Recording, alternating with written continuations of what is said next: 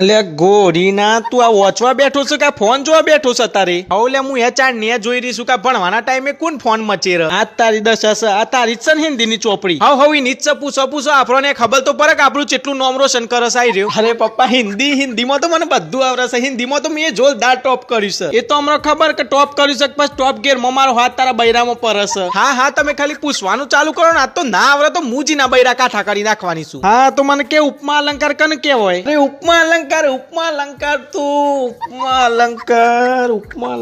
કને કેવાય? હું થયું ટોપ ગેર વાળા માણસ નહીં આવડતું? અરે ડપ્પો રૂપમાં એટલે તો મને આવડે છે. જો આટલો સહેલો ક્વેશ્ચન તું ના બોલ્યો તો આજ તું જ્યો. તું ખાલી બોલ આજે હું આવે છે. અરે ઉપમા અલંકાર તો યાર હમણાં સુધી યાદ હતું મને. ઉપમા અલંકાર હું હતું? હા તો બોલ. નહીં આવડતું ને?